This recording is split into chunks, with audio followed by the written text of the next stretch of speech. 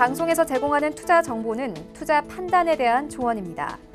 방송에서 제공하는 주식의 가치, 가격 상승 및 가격 하락에 대해서는 방송사에서 보장하지 않습니다.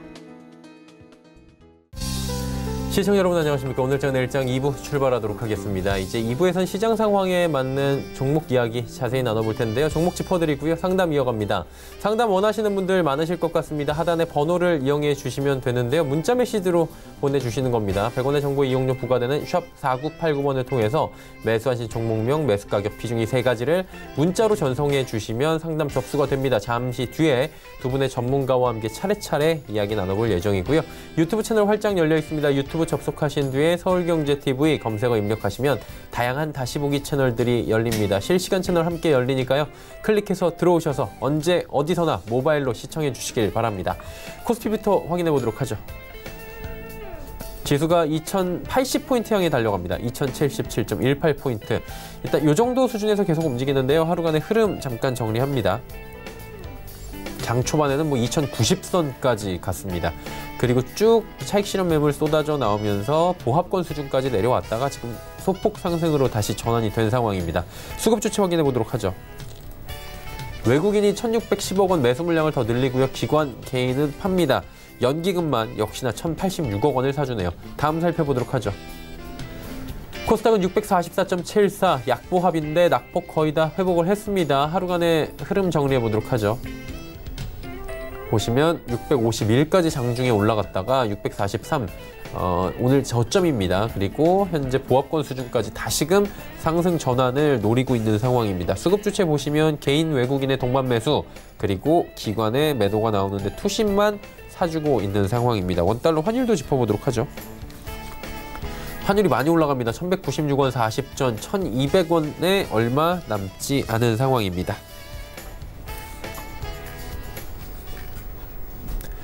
금일 본 방송에서 제공해드리는 정보는 투자 판단에 대한 조언일 뿐입니다. 해당 주식의 가치와 또 수익률을 보장해드리지 않는다는 점 참고해 주시길 바랍니다. 자, 2시 40분을 향해 달려가고 있습니다. 이 시각 특징주들 살펴보도록 하겠습니다. 정보경 캐스터입니다. 네, 앞서 보셨듯이 오늘 코스피 지수는 지속적인 상승 흐름 보여주고 있습니다. 다소 매파적이긴 했습니다만 간밤에 FOMC가 금리를 인하했죠. 단기적으로 우리 시장에는 호재로 보여지는 모습인데요. 오늘 삼성전자와 SK하이닉스를 비롯해서 전기전자 업종 대형주 위주로 상승세 보여주고 있습니다. 그럼 어떤 종목들 좀 더 살펴보면 좋을지 지금부터 만나보시죠. 이 시각 종목 핫5입니다. 삼성전자, 테스, 동성화인텍, 기가레인, 마지막으로 첼시스입니다. 그럼 가장 먼저 삼성전자부터 만나보시죠. 코스피 시가총액 1위의 삼성전자가 이틀째 52주 신고가를 경신했습니다. 46,000원을 넘어선 뒤에 오늘 오랜만에 5만 원 선까지 터치할 수 있을지 주목을 받았는데요. 현재는 48,950원에 거래되고 있는 모습입니다. 전날 대비 2.62% 상승했네요. 오늘 하루간의 흐름도 살펴보시죠. 최저가 47,900원부터 최고가 49,150원 사이에서 흐름 이어지고 있습니다.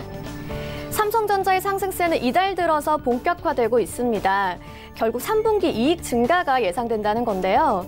갤럭시 폴드의 매진이 이어지고 있고요. 갤럭시 노트 10의 강세도 더해지면서 오랜만에 스마트폰 판매량 늘고 있습니다. 거기다가 반도체 사업 부문 D램 출하량 증가율도 높고요. OLED 사업이 성수기 효과까지 누리면서 호재가 겹치고 있는 건데요. 결론적으로 보자면 영업이익이 기대보다 높아질 거란 전망이 나오고 있는 겁니다. 이에 따라 주가도 연일 상승세를 이어가고 있습니다. 두 번째 특징주도 만나보시겠습니다. 두 번째로 만나보실 종목은 반도체 장비 제조 업체인 테스입니다. 테스도 오늘 상승세인데요. 주요 고객이 SK하이닉스와 삼성전자이기 때문에 어떻게 보면 당연한 결과라고 볼 수도 있겠습니다. 테스는 현재 17,900원에 거래 중입니다. 전날 대비 3.77% 상승했습니다. 오늘 하루간의 등락폭도 확인해 보시죠. 테스는 최저가 17,300원부터 최고가 18,300원 사이에서 움직이는 모습입니다. 세계 1위 식각장비 업체인 미국 램리서치가 R&D 센터를 한국으로 이전한다고 발표했습니다.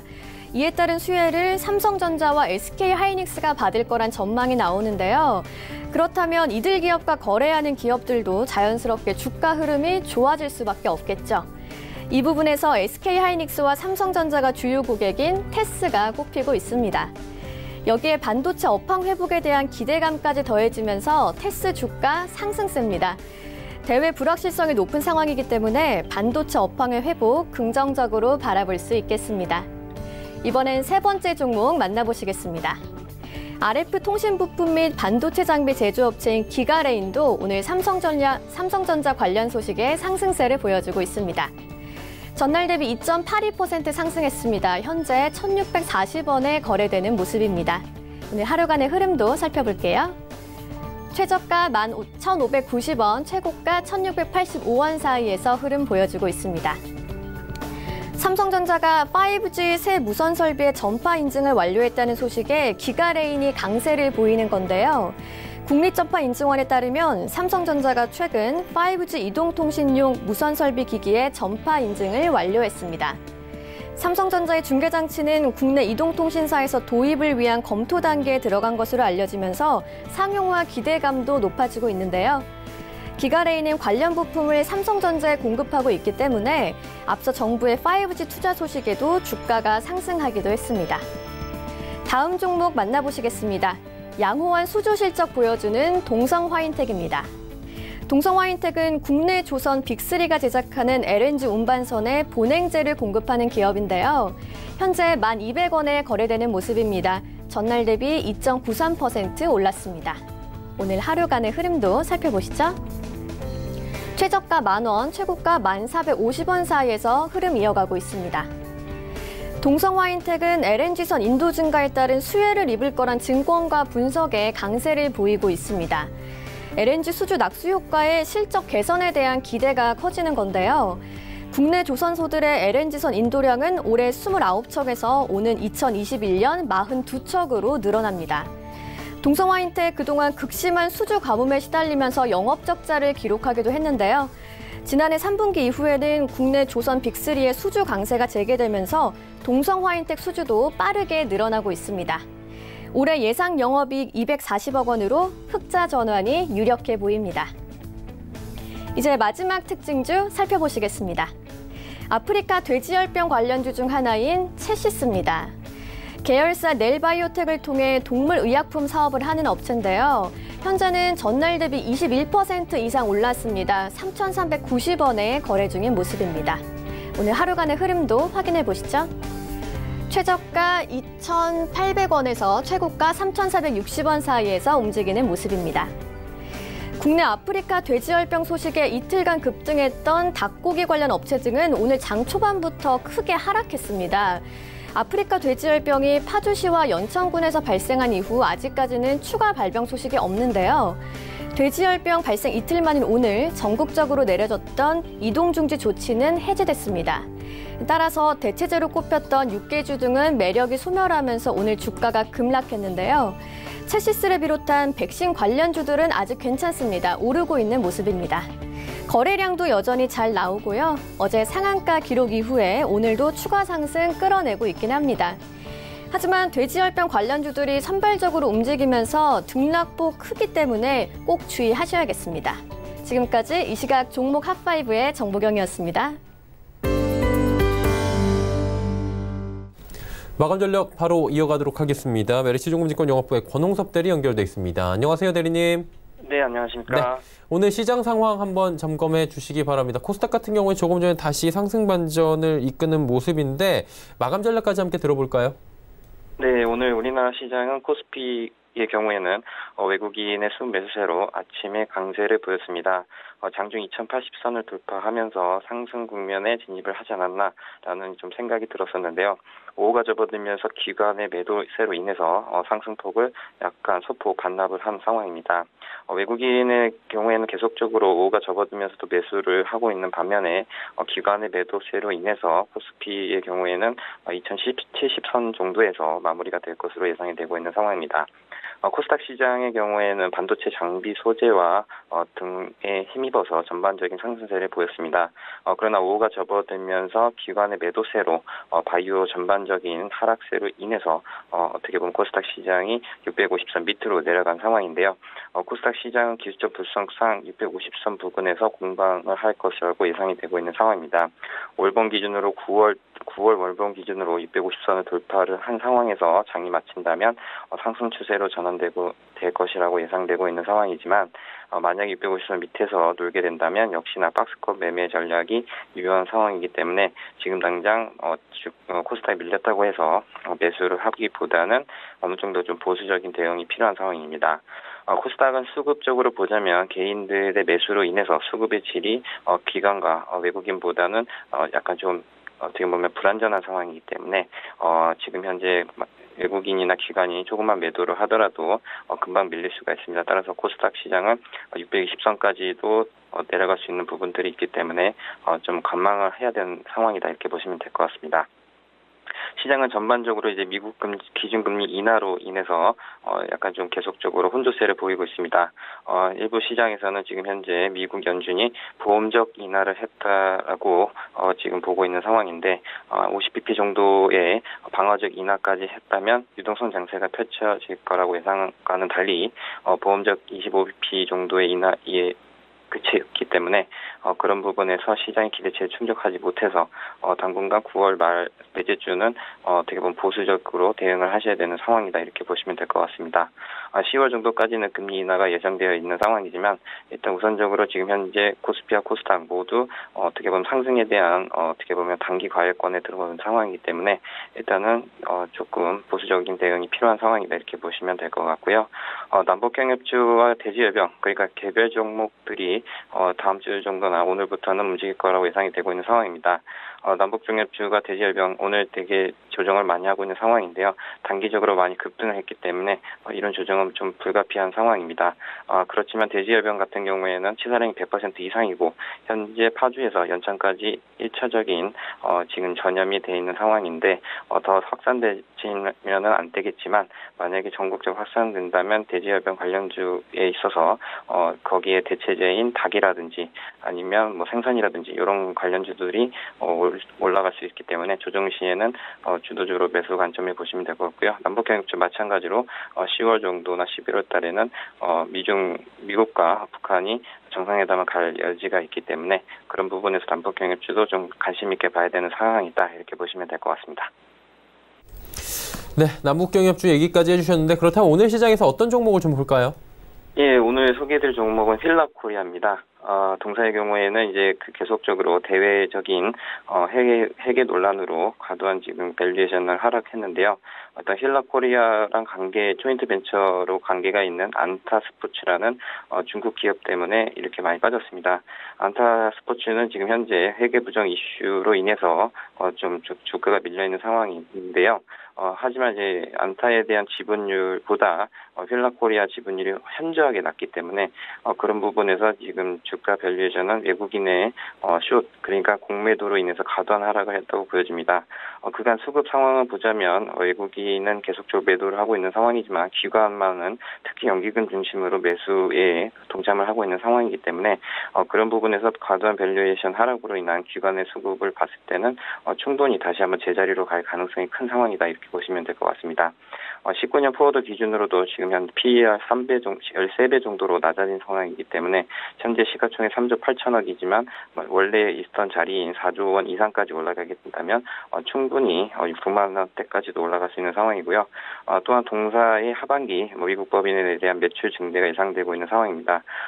지난 3분기와 4분기 모두 전년 대비 두 자릿수 이상 성장할 거라고 예상되고 있는 상황이기 때문에 이런 부분에서 현재 과도한 그 밸류에이션 하락으로 인한 상승 여력이 충분한 투자 포인트를 갖고 있어서 좀 관심 있게 보셔도 될 것 같고요. 가격적인 전략 목표가 96,000원, 손절가는 5만 원 제시해드리도록 하겠습니다. 네, 휠라코리아 이야기까지 들어봤습니다. 오늘 말씀은 여기까지 듣겠습니다. 고맙습니다. 네, 감사합니다. 메리츠증권증권 영업부의 권홍섭 대리와 함께했습니다.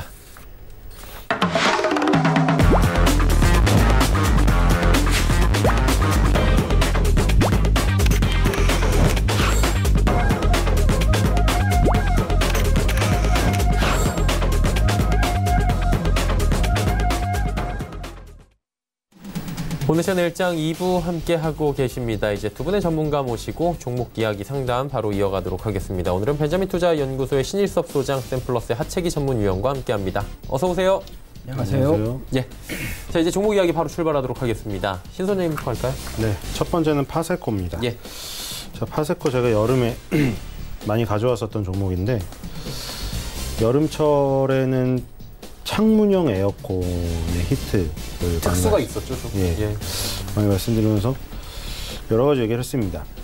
1인 가구의 성장, 그리고 뭐 자세히 얘기를 드렸죠. 혼자 사시는 여성분들이 솔직히 그 남자 기사님 드리기 꺼린다. 왜냐면 뭐 제가 그 기사분들을 뭐라고 하는 얘기는 아닌 거 아시죠? 그게 이제 사회적으로 너무 그런 일들이 많이 일어나기 때문에 지금 그 원래 범죄의 착수가, 그렇죠? 범죄의 착수가 확실히 드러나지 않으면 사실 뭐 비밀번호를 엿보려고 들어간다던가 여성이 혼자 사는 원룸에 문을 열려고 한다던가 이거가 처벌이 뭐 주거침입죄나 뭐 이런 걸로 저기 경범죄로 벌금 8만 원인가밖에 안 나와요. 스토킹을 해도. 그러니까 그게 무슨 의미가 있어요. 그 사람들이 스토킹 범죄 8만 원 내고 또 저지르겠죠. 근데 최근에는 이제 그 비밀번호에 지문이 묻었다, 비밀번호를 오랫동안 눌렀다는 이유, 그거를 들어서 이제 구속까지 시켜요. 그러니까 뭐 법이 강화돼서 그렇게는 되지만 그렇게 이슈화된 것만 봐서도 되게 위험한 지금 상황이잖아요. 창문형 에어컨은 이제 혼자 설치가 가능하다는 그 장점, 그게 어떤 이 사회적인 어떤 이슈와 맞물려서 혼자 사는 뭐 특히 뭐 1인 가구 뭐 남자도 혼자 살겠지만 혼자 사는 여성분들 같은 경우에도 굉장히 창문형 에어컨을 많이 설치했다. 원룸이 뭐 그런 일이 없었더라도 원룸에다가 스탠드형 에어컨을 설치하기는 굉장히 어렵잖아요. 뭐 크기도 그렇고 사실 비효율적입니다. 그래서 조그맣게 그냥 창문형 에어컨으로 뭐 잘 안 막으면은 뭐 모기가 들어온다 이런 댓글도 있었는데 어쨌든 간에 혼자 뭐 설치가 가능하고, 그리고 뭐 떼갈 수도 있다, 이사 가면서. 뭐 그런 것 때문에, 그리고 실외기가 따로 필요 없다는 그런 거. 실외기가 있으면 무조건 기사님 오셔야 돼요. 실외기를 어떻게 혼자 답니까? 떨어지게. 그래서 이제 파세코가 첫 번째 그 냉방 히트 상품으로 창문형 에어컨을 이제 히트 상품이라고 기록이 될 만큼 일단 지났어요. 이미 그게 여름철이 지났고 히트를 쳤어요. 실제로. 그게 팩트로 나온 거고. 근데 이제 그걸로 올랐는데 2달 동안 많이 떨어져서 제자리를 왔단 말이죠. 그래서 이제 가을도 오고 오늘 뭐 태풍이 와서 남부지방 500mm 폭탄 온다고 하는데 뭐 기상청이 맞길 바랍니다. 근데 맞으면 이제 뭐 폭탄이 오고 나서는 금방 추워져 버릴 거고 겨울 대비를 해야 될 텐데, 과연 그러면 파세코의 다음 어떤 아이템은 무엇인가? 지금 최근에 신가전 세계가 뜨고 있다고 하죠. 이거를 뭐라고 하더라? 삼식기? 뭐 그렇게 표현을 하던데, 냉장고, TV, 세탁기가 3대 구가전이고 TV가 없는 집 많아요. 요즘에 TV 없다고 신청해서 TV 수신료 면제 받으시는 분 많이 있을 거예요. 왜냐면 모바일 폰으로 다 봐버리거든요. 그래서 지금 TV는 없는 경우도 많고, 냉장고나 세탁기는 뭐 있어야죠. 그냥 원래 있는 거지 뭐 새롭게 뭐 구입하고 이러진 않아요. 뭐 새로운 기능이 있는 건 모르겠지만 최근에 뜨는 게 로봇 청소기, 식기세척기, 건조기, 이거를 친대요. 그래서 국내 3대 신가전이라고 하는데 그 중에 특히나 건조기, 식기세척기, 그리고 건조기, 로봇 청소기는 솔직히 어느 정도 홈쇼핑에 많이 나왔어요. 건조기도 지금 꽤 됐어요. 근데 최근에 다시 뜨는 게 식기세척기예요. 식기세척기가 이게 10년 전에 있었거든요. 많이 그 중소기업 제품도 있었고 외국 제품도 있었는데 식기세척기 시장이 못 떴어요. 그렇게. 근데 최근에 갑자기 막 엄청나게 프로모션 하잖아요. 왜 내용이 이런 거예요. 마케팅 내용이. 왜 다 인공지능으로 하면서 왜 아직도 고무장갑 끼고 설거지 하세요? 이런 거예요. 이렇게 반문하는 그게 마케팅이에요. CF가. 그래서 우리가 막 생각하기 시작했죠. 진짜네? 다른 것들은 다 시키는데 왜 난 아직도 고무장갑으로 뽀드뽀드 밀고 있지? 이 느낌이 좋아서인가? 그래서 그거는 이제 뭐 기술력이 발달해서 커버를 해줄 수 있다 뭐 이런 식으로 하는데, 파세코도 식기세척기를 지금 그 진출을 이미 했기 때문에 이쪽을 지금 뭐 이 시장이 커지는 파이를 노리고 있고요. 어느 정도.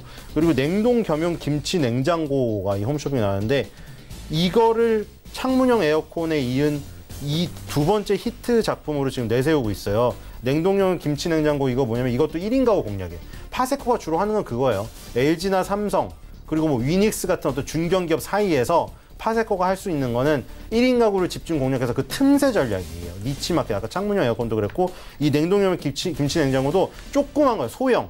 김치 냉장고 우리가 뭐 엄청나게 크잖아요. 그래서 뭐 몇 포기를 넣고 뭐 이러는데 혼자 사는 사람들도 김치 먹고 싶지만 그런 김치 냉장고가 없어요. 그래서 이 1인 가구를 공략해서 조그맣게 소형으로 냉동용 김치 농장고를 지금 내놨다. 그리고 이제 파세코에서 두 번째 히트 상품으로 키우려고 한다고 인터뷰를 했거든요.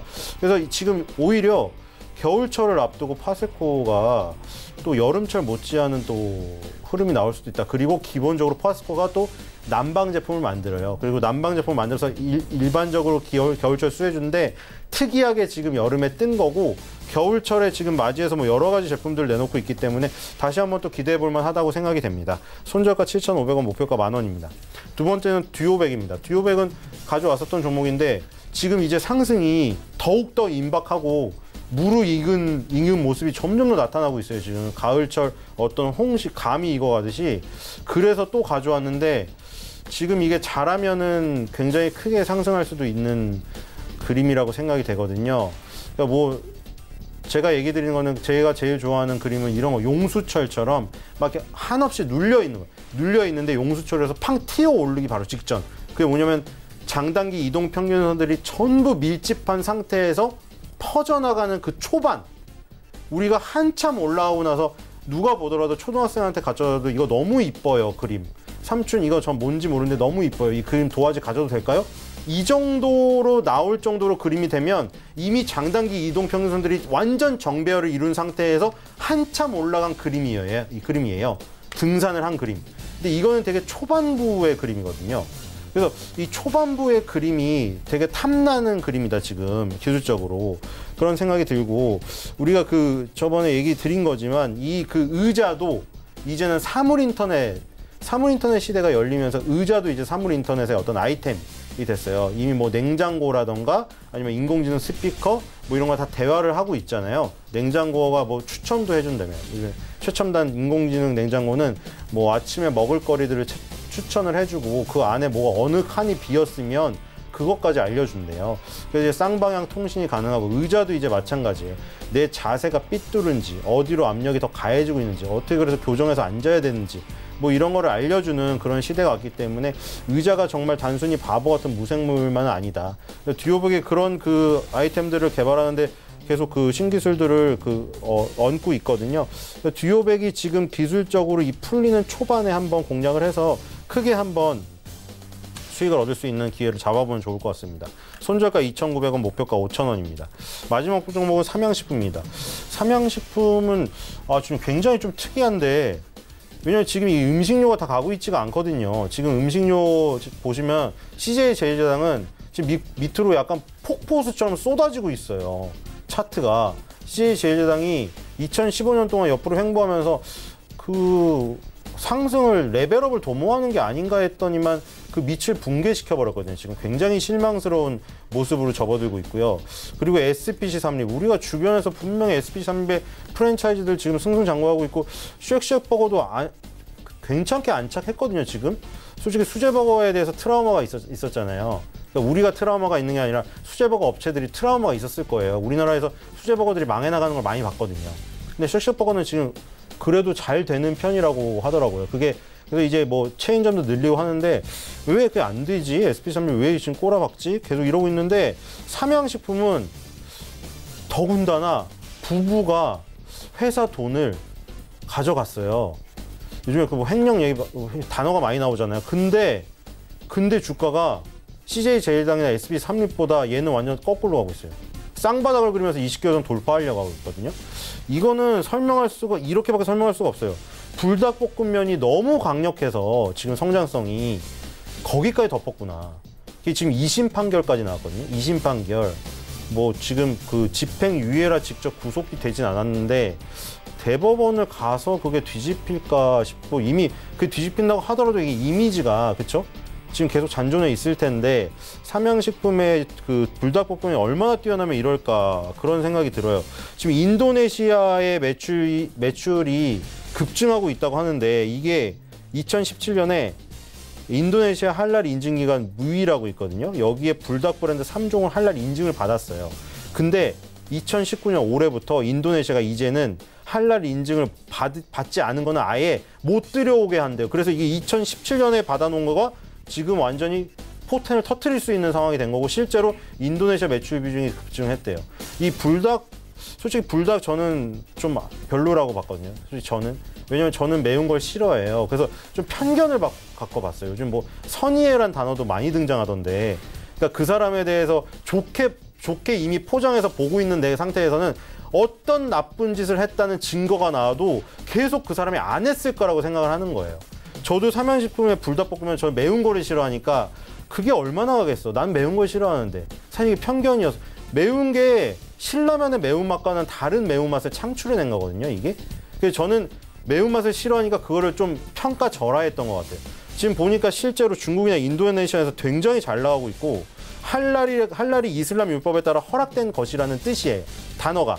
그래서 지금 우리나라에도 뭐 할랄 인증을 받은 뭐 식품이 들어오니 뭐 이슬람 절대 반대다 보니까 난리가 났는데 할랄 인증 업체도 엄청나게 난립하고 있고 근데 정신이 없는데 일단 인도네시아, 말레이시아, 싱가포르 여기에 있는 3대 할랄 인증 기관 여기에 인증을 받아야 그 수많은 거 빼고 여기가 이제 국제적으로 좀 인정을 해주는데요. 인도네시아에 이제 적극적으로 그 팔고 있고 그리고 불닭볶음면은 이제 얘기를 너무 많이 들어서 불닭볶음면이 신화를 창출하니까 거기서 뭘 나왔냐면 불닭볶음면 소스가 독립해서 나왔고요. 그리고 불닭 비빔밥이 따로 독립해서 나왔어요. 그러니까 이게 그거예요. 하나를 히트를 쳐서 성공을 거두잖아요. 그럼 거기 맛만 얹으면 돼요. 예를 들어 새우깡이 장수 히트 상품이잖아요. 그랬더니 거기다 뭐가 나와요? 중화풍 새우깡, 매운 새우깡, 쌀 새우깡. 그럼 사람들은 새우깡을 먹던 사람들이 손이 더 쉽게 가요. 아예 새로운 새우과자는 손대지 않아요. 근데 새우깡에 대한 브랜드 인지도가 있으니까 이거 새로 나온 것도 먹어볼까? 이래요. 이게 쉬운 거예요. 그래서 이제 좋은 거고 짱구라는 게 있거든요. 물론 불닭볶음면 면이 워낙 강한데 여기도 짱구 뽀빠이 같은 게 있어요. 우유도 있고 과자도 있어요. 근데 짱구가 히트를 치고 장수 브랜드다 보니까 흑당 짱구를 내놨어요. 왜냐면 지금 흑당 밀크다 보다 지금 언제 뭐 또 대만 카스타르처럼 될지 모르겠지만 다 팔리고 다 흑당이에요. 흑당. 그래서 흑당 맛동산이 나왔고요. 여기는 흑당 짱구가 나왔어요. 얘네들은. 맛동산은 다른 업체 거고 뽀빠이도 지금 그 브랜드가 굉장히 그 인지도가 높은 뽀빠이잖아요. 그래서 뽀빠이 멸균 우유 이 신제품들이 굉장히 히트를 쳤어요. 이런 것들은 대부분 SNS를 통해서 삼양식품의 인스타그램 들어가면 열심히 하거든요. 얘네도. 근데 인스타그램에 이런 거 흑당짱구나 뽀빠이 멸균 우유 막 이쁘장하게 막 먹기 좋게 포장해가고 찍어놓은 거 있잖아요. 그런 거 사진을 계속 올려요. 그래서 이게 지금 히트를 쳤고 그래서 인도네시아 매출이 큰 폭으로 성장한 데는 2017년 할랄 인증 받았던 이력이 있고 흑당짱구, 뽀빠이 멸균 우유 등 이 우유 과자 분야에서도 히트작이 나오고 있다. 그래서 삼양식품은 지금 전반적으로 분위기가 좋아요. 그래서 지금 식품업체 중에서 이 삼양식품이 가장 독보적으로 좋고요. 그 다음 오리온이 중국 매출 비중이 50%가 넘거든요. 국내보다 높아요. 그래서 밑에 중국 매출이 회복이 되면서 오르고 있다. 요거 두 개. 그러니까 해외 매출이 조금 잘 되는 애들 위주로 오르고 나머지 애들은 지금 거의 비실비실한 상태입니다. 그래서 음식료주를 하고 싶은데 마땅히 할 게 없다 하시는 분들은 매운맛을 싫어해도 여기서는 삼양식품의 매운맛을 저처럼 편견을 갖지 말고 주가가 보여주는 대로 가야 수익을 추구할 수 있다. 이렇게 생각이 됩니다. 손절가 7만 원, 목표가 10만 원입니다. 네. 매운맛을 싫어하는 신일섭 소장이다라는 TMI까지 저희가 들어볼 수 있었고요. 파세코 듀오백 삼양식품 세 종목 들어봤습니다. 이제 하채기 위원 이야기 나눠보도록 하죠. 매운맛 좋아하세요? 네, 저는 좋아합니다. 저도 좋아합니다. 아, 좋아하세요? 예. 둘이 같이 어디 한번 매운맛 빼고 예. 그렇게 할까요? 가보도록 하죠. 네, 제가 첫 번째 드릴 종목은 다날을 말씀드리도록 하겠습니다. 우리 앵커님께서 아까 온 거를 보시고 다날이라고 하니까 다 날로 먹는 회사냐고 이렇게 말씀하셨는데 주가는 날로 먹을 수 있겠습니다. 자, 다날을 말씀드리도록 하겠습니다. 다날은 월드 오브 크래프트, 그 다음에 스타크래프트 2 등을 개발한 블리자이드의 온라인 게임 휴대폰 결제 업체이면서 위에도 우리나라의 게임 업체죠. NC소프트, 그 다음에 네이버, 네오이즈, 넥슨 등이 동사의 결제 솔루션을 선택을 하고 있다. 그래서 게임주하고도 연관이 되겠다. 그래서 게임 테마가 움직이면 다날도 또 움직일 수 있다는 말씀 드리겠고, 그 다음에 12년 1월에 음악 서비스, 그 다음에 스타 콘텐츠 등 엔터테인먼트 관련해가지고 사업 부분이 다날 엔터테인먼트를 분할로 해서 계열사로 지금 보유를 하고 있습니다. 그래서 다날 엔터테인먼트에서는 벨소리라든가 통화 연결음, 스타하보, 그 다음에 스타 블로그, 모바일 미팅 등 휴대폰으로 즐길 수 있는 모든 엔터테인먼트 콘텐츠를 지금 제공을 하고 있다. 그래서 음원이라든가 음반, 그다음에 모바일 콘텐츠 쪽으로 좀 관련이 돼 있고 있다. 지금은 이제 음원이라든가 음반도 좀 중요하겠지만은 이 캐릭터 사업 자체가 상당히 커지고 있습니다. 아마 여러분들께서도 메신저를 보낼 때 물론 우리가 이제 글로써 이제 보낼 수도 있지만은 이모티콘 하나 띡 보내고 하면서 그걸 의미 부여를 많이 합니다. 그래서 이 캐릭터 시장이 계속해서 좀 성장하다 보니까 이 기업들 쪽에서도 좀 들어오고 있는 부분인데, 이 다날 회사가 또 캐릭터 사업도 카카오 같이 연계해서 좀 하고 있는 거고, 그다음에 또 여러분들 커피 좋아하시죠? 커피 프랜차이즈인 달콤을 또 운영을 하고 있습니다. 아마 저도 달콤 가서 이제 커피를 좀 먹어봤는데, 저는 개인적으로 달콤에 있는 커피보다는 좀 에이드가 훨씬 더 맛이 있었던 경험이 있는데, 그래서 이렇게 커피 쪽으로도 좀 사업을 하고 있다라고 보시면 되겠습니다. 그리고 2009년 미국 최대 이동통신사인 버라이존 와이어리스와의 제휴를 좀 맺었고, 그다음에 티켓몬스터 및 카카오 등과의 제휴를 체결해가지고 휴대폰 결제 서비스를 제공 중에 있고요. 그다음에 오프라인 결제 시장을 겨냥해가지고 바코드 결제 솔루션을 개발해서 중국 텐센트 그룹의 모바일 메신저인 위챗에도 국내 바코드 결제 솔루션을 좀 제공하고 있다. 그래서 전자결제 시스템하고 연관이 될 수 있다라는, 그래서 전자결제 관련된 이 시장이 또 움직이다 보면 거기에 테마가 엮여가지고 다날이 또 반응을 좀 보일 수 있다라는 말씀드리겠고, 그다음 17년 1월에 VR, AR 기반한 사용자 인증 방법, HMD 장치 및 상기 HMD 장치의 제스처 기반의 사용자 인증 방법 관련해가지고 특허권도 좀 취득을 했습니다. 그래서 5G 시대가 되면서 우리 사회, 산업에 많은 영향을 좀 주는데, 그게 이제 또 하나의 영향을 미치는 게 바로 증강현실, 가상현실입니다.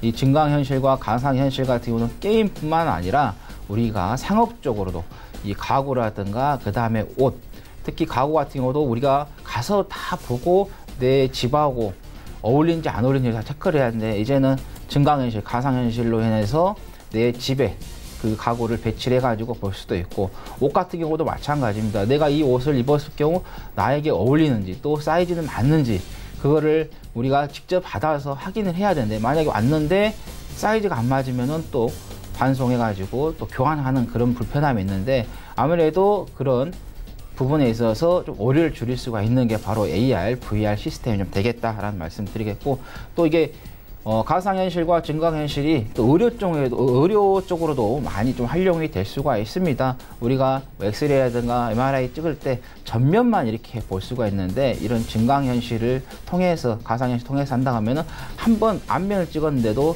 뒤에까지 여기 다 한 번에 다 볼 수 있다라는 거죠. 우리가 신체에서 암 중에서 가장 늦게 발견되는 게 바로 췌장암입니다. 그 이유가 위 뒤에 숨어 있기 때문에 췌장이, 그래서 전면을 찍었을 때 잘 확인이 안 되거든요. 근데 그런 부분에 있어서 훨씬 더 빨리 우리가 또 캐치해 가지고 대응을 할 수 있는 그런 부분도 좀 되겠다라는 말씀 드립니다. 자, 그리고 카카오의 뱅크 원래 카카오의 바코드 결제 인프라를 제공하고 있고요. 그 다음에 KT 결제 솔루션 전문 기업인 MC페이와의 제휴를 좀 통해 가지고 배달 전용 간편 결제 페이온 플러스 앱을 좀 출시를 했습니다. 그래서 핀테크하고 또 관련이 있다. 오늘 아침에 기사가 떴습니다. 은성수 금융위원장께서 연내 3천억의 그 핀테크 펀드를 조성을 하겠다. 그래서 이 핀테크 사업 적으로 정부에서도 투자를 하는 이야기가 나왔고, 앞으로 이 시대가 또 핀테크 쪽으로 계속해서 성장하는 부분이 되기 때문에, 그래서 핀테크 관련주로서 여러분께서 꼭 좀 확인하시란 말씀드리겠고, 그 다음에 인터넷 전문 은행이죠. K뱅크의 지분을 좀 보유를 하고 있습니다. 저도 인터넷 은행을 좀 사용하고 있는데 상당히 편합니다. 우리가 예전에는 가서 직접 계좌를 개설하고, 일단 뭐 지금은 뭐 비대면 계좌라는 게 있기 때문에 상관이 없지만은 훨씬 더 쉽게 또 우리가 접근할 수 있는 부분, 우리가 IT 강국이었지만은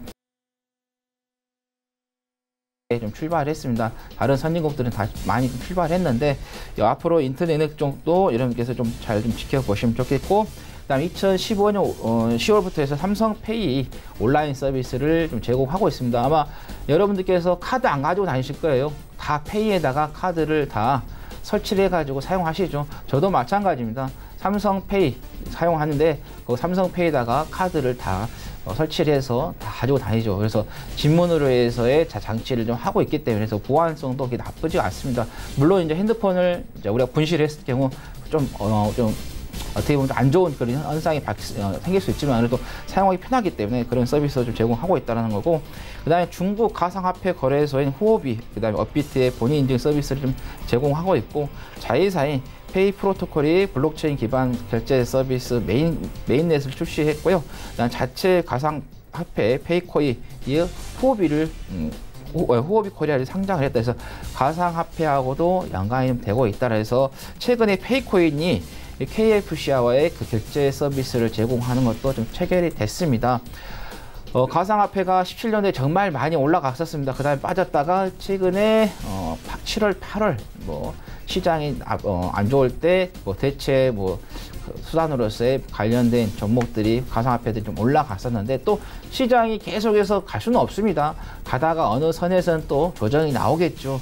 그렇게 되면은 또 대체 수단으로서 가상화폐 관련된 종목들이 또 연관이 돼서 좀 올라갈 수 있다. 그래서 가상화폐 관련된 종목으로 좀 보시면 되겠다. 그래서 다날이라는 회사 자체가 이렇게 보시면은 그야말로 미래 성장주하고 상당히 많이 연관이 되어 있습니다. 그래서 이 중에 하나만이라도 테마로서 형성이 된다고 하면은 또 강하게 좀 시세를 낼 수 있기 때문에 우리가 다날을 좀 관심 있게 좀 보자는 말씀드리겠고, 또 최근에 외국인들의 매수세가 조금씩 지금 오고 있기 때문에 또 보시면 되겠고, 오늘 지금 보니까는 한 5% 넘게 지금 계속해서 좀 강세를 좀 보이고 있습니다. 또 거래량도 또 어느 정도 받쳐지고 있기 때문에 좀 잘 좀 보시라는 말씀드리겠고, 목표가는 4,500원, 손절가는 3,330원 말씀드리겠습니다.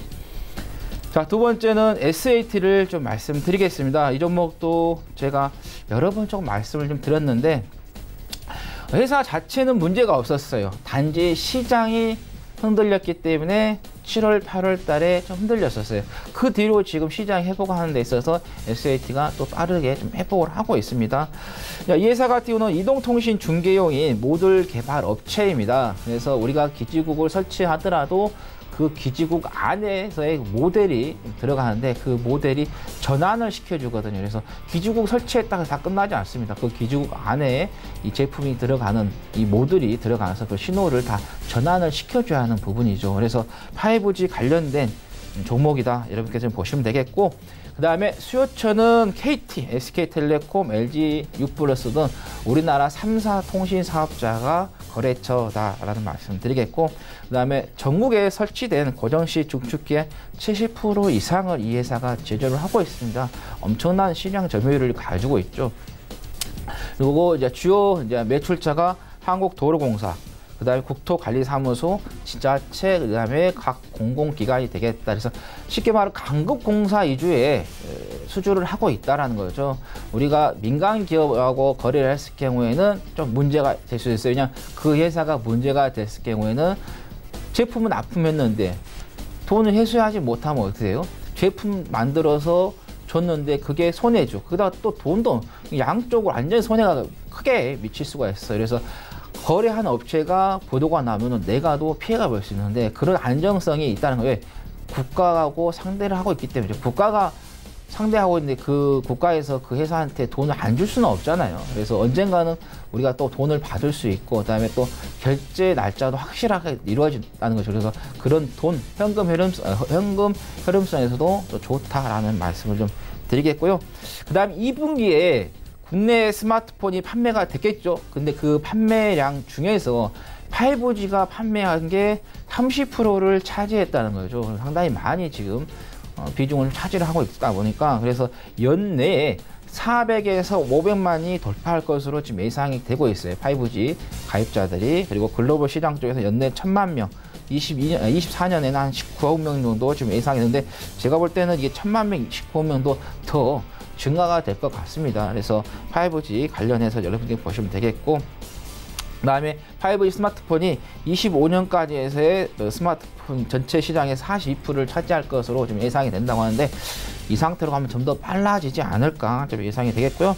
그 다음에 이제 이 5G가 시작이 됐습니다. 그래서 이게 단기간에 끝날 게 아니죠. 왜냐하면 기지국이 4G보다도 훨씬 더 배로 설치가 돼야 됩니다. 그래야지만 그만큼 속도가 더 빨리 나오기 때문에, 그래서 이 설치하는 기간도 훨씬 더 길 것이기 때문에 장기적으로 좀 봐야 된다. 그리고 우리나라가 최초로 좀 시작했고 중국이 이제 시작했고 미국도 마찬가지로 시작했고 그 나머지 국가들도 이제 유럽 쪽 국가들도 다 사용하게 될 것이고 또 아시아의 국가들도 나머지 국가들도 다 사용하게 될 것입니다. 과거에 3G에서 4G로 갈 때 또 4G에서 5G로 갈 때 그런 사이클 형식으로 간다는 거 보시면 될 거예요. 그래서 3G에서 4G로 갈 때도 장기적으로 관련된 종목들이 상승을 많이 했었습니다. 그래서 뭐 100%, 200%가 아니라 막 500% 이상씩 막 수익이 냈던 그런 종목들도 있기 때문에 5G 관련된 종목들은 시장이 어려워져서 조정이 나온다. 그러면은 정말 여러분께서 박앤셀로서 살 수 있는 종목이 됐기 때문에 5G 관련된 종목을 좀 잘 좀 보자 말씀드리겠고, 그 다음에 SAT 같은 경우는 주당 100원의 배당금을 줍니다. 이제 몇 개월 안 남았습니다. 배당금 시즌이요. 그래서 이렇게 싼 종목을 매수를 해서 배당금도 받고 5G 관련이기 때문에 장기적으로 가져가서 수익을 좀 보시면 좋겠다라는 말씀 드립니다. 목표가는 2,700원, 손절가는 1,660원 말씀드립니다. 자, 세 번째는 바이오스마트를 말씀드리도록 하겠습니다. 바이오스마트 같은 경우는 신용카드 제조 및 신용카드 관련한 기자재를 생산하는 업체입니다. 그러다 보니까 마스터카드를 좀 발급하고 있고, 그 다음에 비자 캐시카드 IC 인밴딩 인증을 좀 획득을 했고요. 그 다음에 전자화폐죠.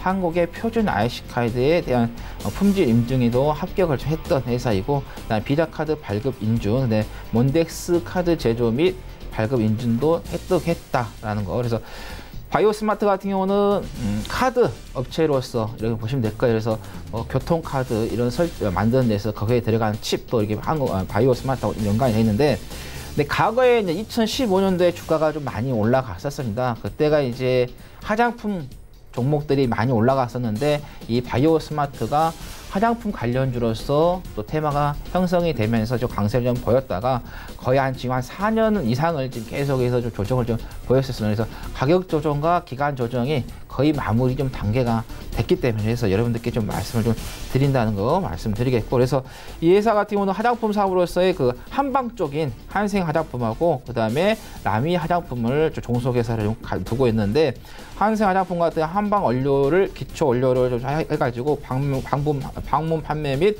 플래그십 스토어를 통해서 세일즈 앤 마케팅을 하고 있고요. 그 다음에 라미 화장품 같은 경우는 스킨케어, 그 다음에 메이크업, 헤어케어 제품들 약 한 500여 품목의 화장품을 생산하고 있고 또 판매까지 하고 있다는 거고, 그 다음에 정부에서도 화장품 관련해 가지고 산업 육성 이야기가 얼마 전에 나왔었습니다. 그리고 또 애국주가 올라갔을 때 화장품 관련된 종목들도 반사 이익으로서 또 잠깐 반응을 좀 보였던 그런 경우도 있었습니다.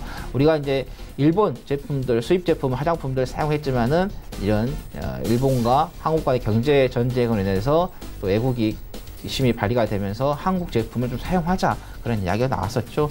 그 다음에 이제 종속회사로서 이제 오스틴 제약회사를 가지고 있는데, 이 회사가 치매 및 뇌질환 관련 치료 보조제인 카리나제를 생산을 하고 있는데, 이게 치매 환자에게 주약품과 함께 보조약품으로서 좀 처방이 되고 있다. 그래서 치매 관련주로서 여러분께서 좀 관심 두셔야겠어요. 그냥 고령화 사회가 되다 보니까 이 치매 환자분들이 또 많이 좀 발생하고 있습니다. 실제로 제 누님, 시부모님께서 양부모님이 다 지금 치매가 좀 오셔가지고 상당히 좀 어려움을 좀 겪고 있거든요. 그래서 사회생활 하는 데서 상당히 좀 부담이 된다, 이렇게 좀 말하는데, 그래서 국가적으로서 책임제를 좀 둬가지고 치매 환자에 있어서 좀 관리하는 그런 부분이 가기 때문에, 그래서 치매 관련주로서도 여러분께서 바이오스마트를 좀 보시면 좋겠다라는 말씀 드리겠고, 자, 목표가는 6,000원, 손절가는 4,920원 말씀드립니다. 네. 시간이 생각보다 많이 흘렀습니다. 6종목 듣는데 워낙에 꼼꼼하게 해주시다 보니까, 그래서 오늘 단기 접근 종목들 조금 짧게 저희가 부탁을 드리도록 하겠습니다. 일단 지난번에 태림 포장 말씀해 주셨는데 최근에 몇 번 이슈가 있었죠? 네, 세아상역으로 우선 협상 대상자가 선정이 됐습니다. 처음에 한솔그룹 얘기도 나오다가 한솔그룹은 아예 참전을 안 해버렸고요. 가격 때문에 결국 이제 세아상혁이 가져가게 됐습니다. 가져갈 협상을 먼저 하게 됐고요. 세아상혁은 영업무역이나 한세실업 같이 의류 OEM, ODM을 하는 업체입니다. 어떤 시너지를 낼 건가는 아마 세아상혁의 비전에 따라 틀려질 것 같은데, 이 사모펀드가 인수를 한 이후에 태림 포장을 아마 2배 넘는 가격으로 지금 팔게 될 것으로 예상이 되어서 대박이 났다고 합니다. 태림 포장 입장에서는 어쨌든 매각으로 인해서 태림 포장을 알리게 되었고요. 골판지 업계 1위이기 때문에 골판지 업계의 성장은 지금 계속되고 있다. 여러분들 열쇠고리 하나 시킬 때도 택배를 시킵니다. 그래서 지금 이 박스 포장이 엄청나게 많아요. 골판지로 만드는 박스들이 정말 날개돈치듯 만들어지고 있기 때문에 골판지 업계의 성장은 앞으로도 몇 년간 계속 되리라 생각하고요. 우리가 다이나믹한 거를 추구할 때 아프리카 돼지열병 물론 테마주 다이나믹합니다.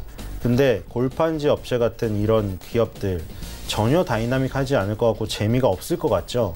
하지만 내부의 변화와 지금 변하는 모습은 그렇게 변모될 가능성이 있기 때문에, 그런 아까 제가 누누이 말했잖아요. 선의회를 가지고 태림 포장에 대해서 편견을 갖고 그런 기업이 그런 성향으로 움직였으니까 지금 앞으로도 그렇게 움직일 거야.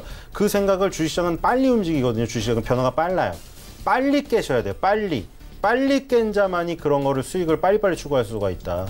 그런 생각을 얘기를 드리면서, 어떤 기업이라도 특정해서 기존에 갖고 있던 생각을 굳히지 마시기 바랍니다. 네. 그럼 오늘은 어떤 종목을 볼까요?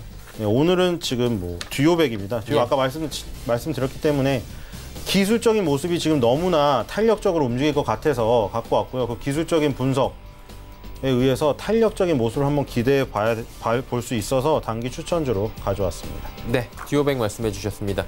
마이크로 컨택솔 조금은 생소한 종목을 지난 시간에 말씀해 주셨는데 결과 어땠습니까? 어제는 좀 상승이 나왔는데 오늘은 조금 밑거리가 달리는 좀 음봉이 좀 나왔습니다. 크게 좀 흔들리지 않고 수급에서 봤을 때 좀 외국인들이 좀 들어오고 있습니다. 그래서 반도체 관련해서의 메모리 업체에 좀 말씀드렸었고, 그러면서 탈일본 정책도 정부에서 또 투자 이야기가 나왔었습니다.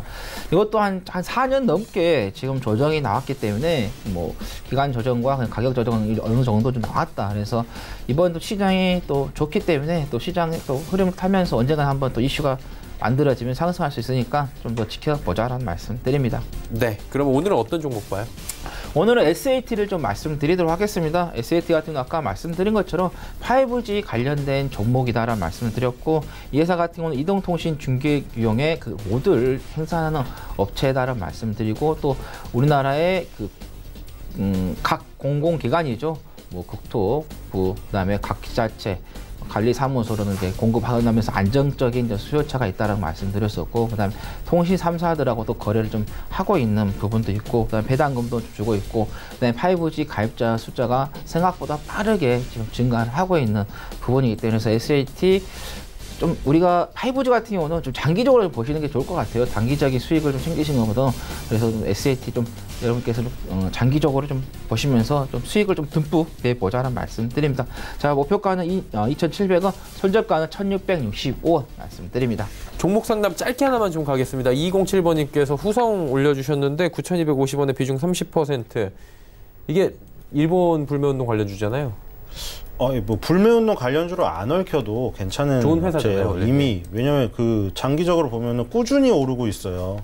꾸준히 오르고 있었고, 전기차 수혜주로 불거지면서 올랐고, 불매운동 수혜주로 불거지면서 올랐는데, 얘는 원래 탄탄하게 가는 데다 그 이슈까지 얹혀지니까 더 좋은 거죠.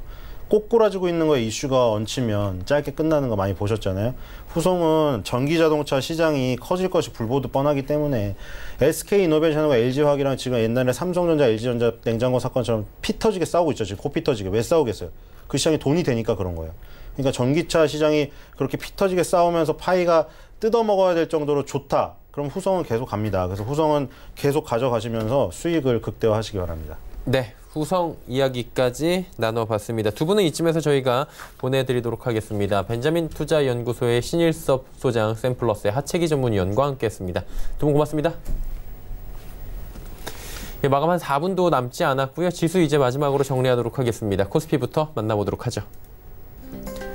자, 지수가 2080선 부근에서 다시 공방을 벌이고 있는 상황입니다. 0.41% 소폭씩 상승폭을 키워나가고 있는 상황이고요. 하루간의 흐름을 마지막으로 정리를 해보도록 하겠습니다. 보시는 바와 같이 장 초반에 2089대까지 올라갔습니다. 예, 오늘 2090선까지 터치를 하는데 이후에 터치하고 그대로 밀려 내려오면서 2074포인트 장중 저점 찍고요. 그래서 뭐 종일 상승 흐름은 이어갔습니다. 그리고 저점 대비해서 한 5포인트 정도 현재 상승 마감이 예상이 되는 상황입니다. 수급 주체를 좀 확인해 봐야 되는데 보시면 뭐 외국인의 매수 물량이 많이 늘어났습니다. 1885억 원대까지 외국인의 매수가 나오고 있는 상황인데 자, 외국인 같은 경우에는 지금 이번 주 들어서 어제 매수를 했고요. 그리고 오늘까지 매수를 하면서 월화는 매도, 그리고 오늘, 어제 매수했습니다. 주간 매수 물량으로 본다면 매도 매수에서 약간의 매수 우위가 오늘까지 정리를 해보면 나타날 것 같아요. 기관 같은 경우에는 이번 주 내내 사고 있는 모습이었는데 오늘은 팝니다. 예, 929억 원, 4거래일 만에 지금 매도가 나왔고요. 지금 연기금이 1,422억 원, 좀 많이 매수를 하는 모습입니다. 개인은 788억 원 순매도합니다. 다음 살펴보도록 하죠. 일단 뭐 호재가 가득한 반도체 업종들은, 전기전자 업종들은 오늘 잘 달립니다. 삼성전자 이제 49,000원대까지 올라왔고요. SK하이닉스 82,500원대까지 왔습니다. 현대차도 상승폭 키우면서 129,000원대까지 올라오네요. 네이버가 소폭 조정이 나오지만 낙폭이 크진 않습니다. 다음 살펴볼까요? 예, 보시는 바와 같이 현대모비스도 낙폭 줄였고요. 셀트리온, 포스코 2%씩 각각 빠지는 가운데 LG화학과 삼성바이오로직스 올라갑니다. 특히나 삼성바이오로직스 33만 원 부근까지 올라왔네요. 다음 살펴보도록 하겠습니다. 이번엔 코스닥 시장 넘어갑니다. 645포인트, 일단 빨간불 보여주는데 흐름 한번 정리해 보도록 하죠. 650선 위에서 움직이던 지수가 차익 실현 물량 빠져나오면서 장중에 하락 반전 한번 했고요. 하락 이후에 다시 상승 반전을 하는데 상승폭이 크진 않고 지금 보합권 수준에서 사실 움직인다고 보시는 게 더 편합니다. 수급 주체 보시면 개인 외국인의 동반 매수가 나옵니다. 외국인 83억 원, 개인은 61억 원, 기관이 114억 원 매도를 하는데 연기금이 팔고 금융투자와 투신 쪽에서 주로 사주고 있는 모습입니다. 코스닥 시장 같은 경우에도 수급이 이번 주에 뭐 그렇게 좋지가 않았습니다. 기관은 이틀 팔고 어제 사고 오늘 또 팝니다. 기관은 총 목요일까지, 오늘까지 잡히는 물량으로는 매도가 주로 잡히고요.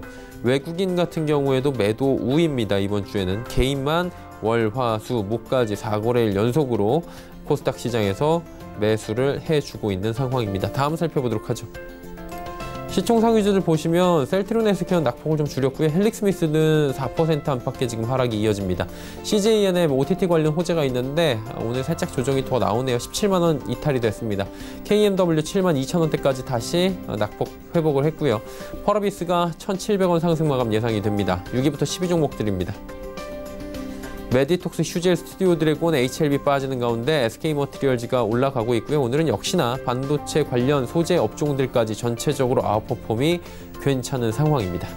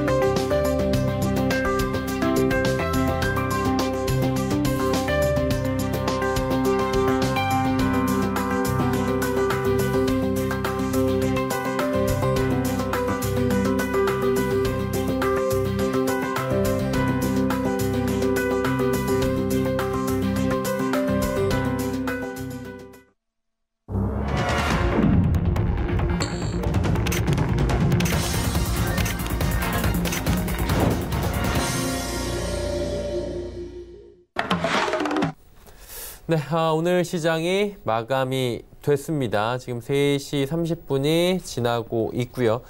예, 이제 오늘 시장 이야기 좀 나눠보도록 하겠습니다. 내일의 종목 330 이지환 멘토입니다. 어서 오세요. 안녕하세요. 네, 시장이 오늘도 상승 마감을 했습니다. 상승폭이 좀 제한적이긴 했지만 괜찮은 흐름인데 장 어떻게 보셨습니까?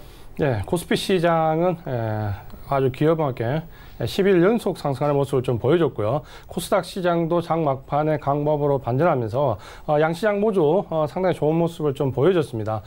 우리 시장은 계속해서 말씀드리지만 연휴 이후에 외국인의 수급이 상당히 상방 우호적으로 좀 바뀌면서 전체적으로 시장에 대한 하방 압력보다는 상방 쪽으로 기대감이 커지면서 계속해서 좋은 모습을 좀 보여주고 있다라고 말씀을 드리겠습니다. 네.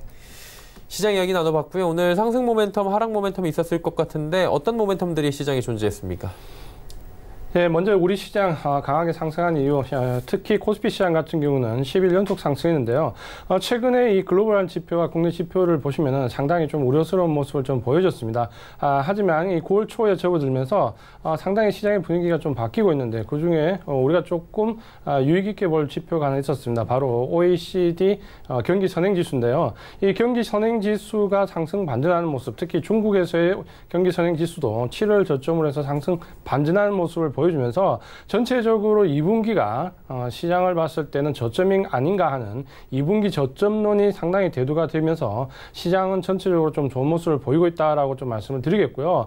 우리 내부적으로는 역시 오늘 삼성전자가 3% 가까운 급등하는 모습을 좀 보여줬는데, 자, 이 부분은 삼성전자 2분기 실적이 시장의 예상보다는 많은 7조 원 이상을 좀 바라보게 되면서 전체적으로 실적에 대한 우려를 좀 드렸고요. 특히 반도체와 관련된 부분에 있어서 D램 점유율 여전히 47%대, 낸드 플래시도 오히려 37, 8% 이상을 유지하면서 생각했던 것보다는 삼성전자의 실적과 현재의 경기 흐름이 나쁘지 않다라는 부분이 시장에 좀 반영되면서 전체적으로 외국인의 수급을 상방으로 이끌었다. 여전히 시장은 강한 모습을 보여줬다. 하지만 우리가 여기서 이제 기술적으로 조금 보게 되면 전체적으로 바닥권에서 상승한 이후에 경기선이라고 불리는 이동평균선 120선의 대부분 다다르면서 여기서는 이제 기술적으로 조금 한 템포 쉬어갈 수 있는 구간이기 때문에 시장에 대한 부분은 상승 피로감이 좀 쌓여있다. 그런 부분이 전체적으로 상승이 계속해서 연속되지만 상승률은 조금씩 줄어드는 모습 꼭 한번 체크해보자라고 말씀을 드리겠습니다. 네. 그러면 이제 섹터 분석이 좀 필요할 것 같은데 어떤 섹터가 올라왔고 어떤 섹터가 좀 오늘 약세를 보였는지도 정리해 보도록 하죠. 네, 역시 오늘도 마찬가지로 의약 바이오 업종이 강하게 상승을 했고요. 네. 반면에 철강 업종이 좀 큰 폭으로 하락을 하면서 상승과 하락에 대비되는 모습을 보여줬는데, 특히 제가 이제 계속해서 이 시간에 강조해서 말씀을 좀 드렸지만 선행적으로 조정을 받았던 의약, 전자, IT 업종이 먼저 후발적으로 다시 바로 상승을 이어가는 모습을 보여줄 것이다. 여기에 후발적으로 상승을 했던 철강, 건설, 여기가 은행 업종까지 포함해서 후발적으로 상승했던 업종들은 좀 조정을 받을 것이다라고 말씀드렸는데, 역시 이번 주의 흐름은 정확하게 이 흐름에 부합이 되면서 어제 건설, 오늘 철강 업종 등이 좀 약세를 보이고 있고, 반면에 의약 바이오 업종, IT 업종은 상당히 강한 모습을 보여주고 있다고 보시면 전체적으로 업종 간 순환과 업종 간 섹터 간 순환이 상당히 빠르게 일어나면서 상승하는 장의 전형적인 모습을 좀 보여주고 있다라고 보신다면, 역시 기술적으로 대응하는 수익자라면 역시 이런 업종 간의 흐름을 좀 파악해 가면서 장에 대응할 필요가 있다라고 말씀을 드리겠습니다. 네. 섹터 분석까지 함께 맞춰봤습니다. 이제 마감 지수 함께 정리해 보도록 하죠. 코스피부터 확인해 보도록 하겠습니다. 자, 코스피 지수는 0.46% 상승 마감했습니다. 2080선까지 터치하면서 마무리가 됩니다. 코스닥 살펴봅니다. 코스닥 오늘 하락 반정 장중에 하기도 했는데 결국에는 상승 마감합니다. 소폭이지만 0.09% 올라오면서 645.73포인트의 거래가 마감됩니다. 자, 환율 정리합니다. 원달러 환율 오늘 2원 30전 올라가면서 1193원 60전에 거래가 마감이 됐습니다. 내일의 종목 330 오늘의 주제 만나보도록 하죠. 자, 주제 뭘까요? 주목받는 콘텐츠 산업이라고 올라와 있네요.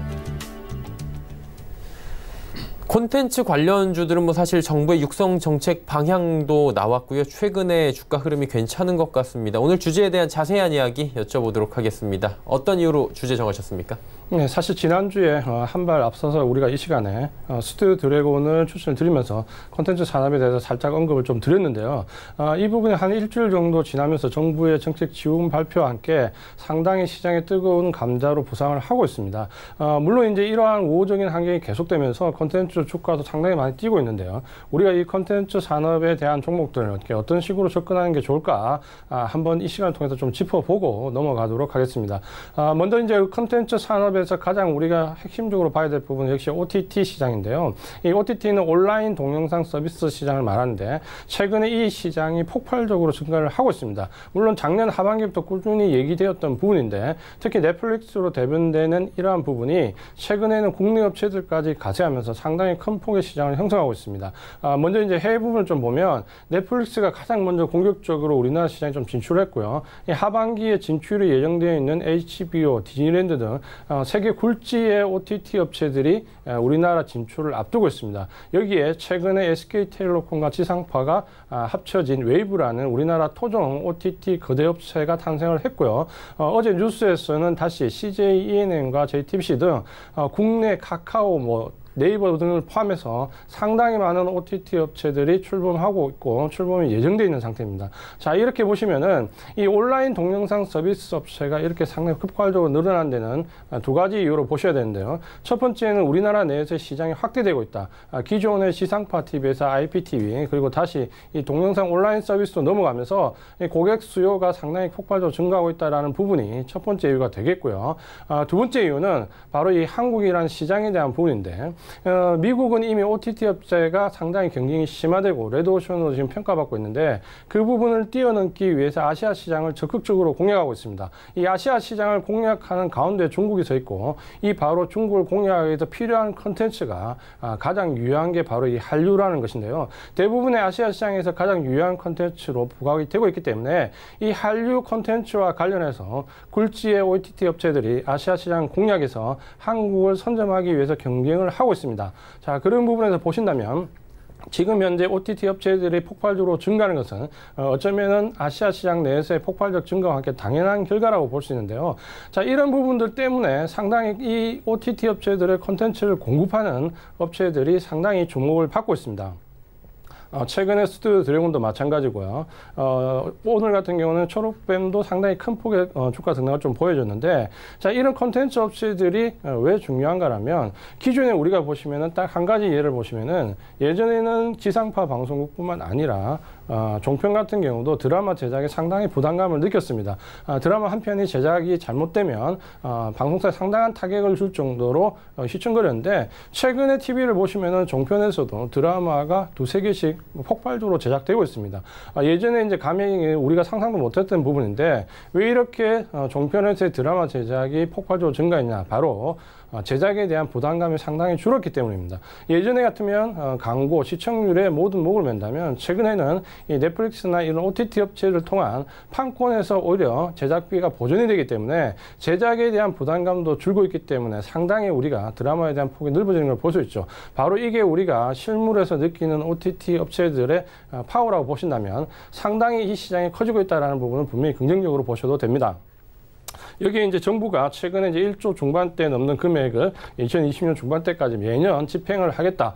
이 산업을 상당히 키우겠다. 콘텐츠 산업에 대한 강한 부양 의지를 드러냈기 때문에 이것 역시 상승의 하나의 성장 모멘텀으로 작용할 수 있다는 부분에서 이 OTT 시장의 확대와 이 한류와 그리고 정부의 의지가 맞물리면서 전체적으로 콘텐츠 시장에 진입하는 업체들의 상당히 주가가 강한 모습을 보여주고 있습니다.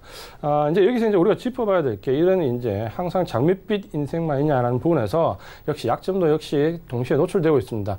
가장 큰 부분이 좀 전에 말씀드렸던 것처럼 결국 이 OTT 업체들이 노리는 것은 바로 최종적으로 중국 시장입니다. 근데 작년부터 해서 우리가 이 OTT 시장에서 중국에서 상당히 고전을 하고 있습니다. 중국의 1, 2 업체들에서도 상당히 배제를 받고 있고 전체적으로 험한형에서 상당히 고전을 하고 있기 때문에 무턱대고 콘텐츠 종목에 접근을 하면 이 중국에서 상당히 고전을 받고 있는 부분 업체들은 주가가 상당히 탄력적이지 못하기 때문에 이 부분을 고려해 보신다면 전체적으로 콘텐츠 업체에 접근할 때는 반드시 이 넷플릭스 OTT 업체의 콘텐츠를 공급할 수 있는 업체, 예를 든다면 스튜디오 드래곤이나 A스토리 같은 이런 콘텐츠를 공급할 수 있는 업체들에 한해서 접근을 하시는 게 일단 유효한 전략이겠다 말씀을 드리고요. 오늘도 역시 그런 점에서 주가가 상당히 올라가는 종목과 내려가는 종목이 갈리는 점을 볼 때 무턱대고 콘텐츠 종목이라고 해서 다 같이 접근하기보다는 콘텐츠 자체 제작 능력, OTT에 배급할 수 있는 능력, 이 두 가지를 꼭 검증을 하긴 하시고 접근하는 전략이 유효하다라고 말씀을 드리겠습니다. 네. 그렇다면 내일 시장에서 내일 금요일입니다. 이제 한 주를 마무리하는데 어떤 종목을 좀 눈여겨보면 좋을지 확인을 해볼 텐데 오늘 어제 공략하신 멀티캠퍼스는 큰 폭의 상승이 나온 걸로 알고 있습니다. 내일도 한번 기대를 해야 될 것 같아요. 어떤 종목입니까?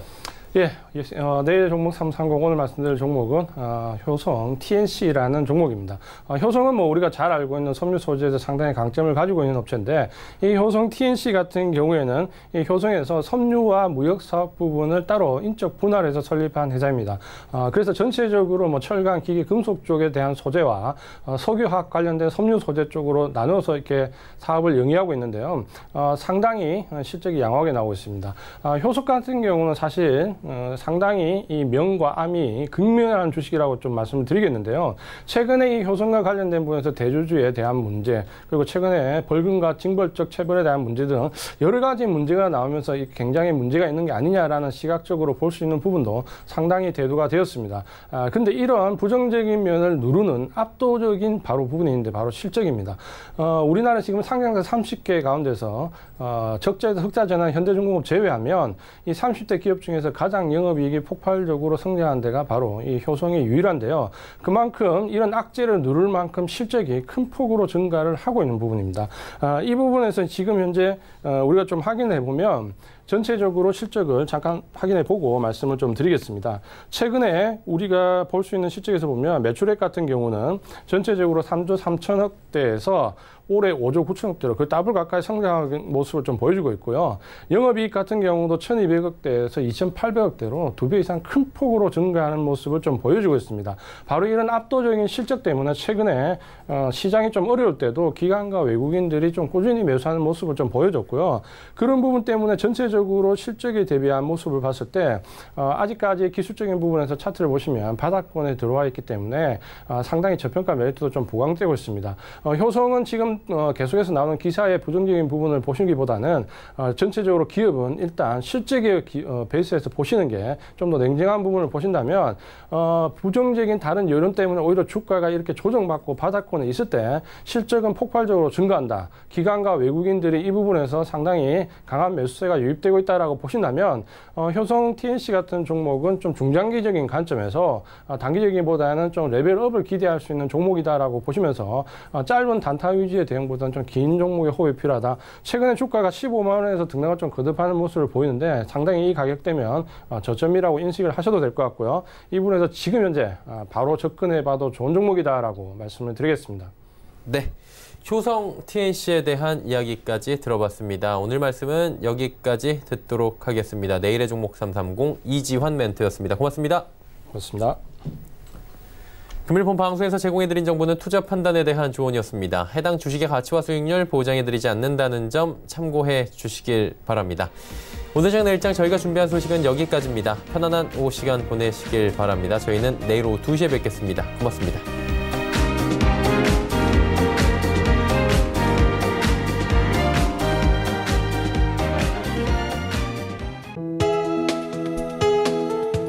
방송에서 제공하는 투자 정보는 투자 판단에 대한 조언입니다.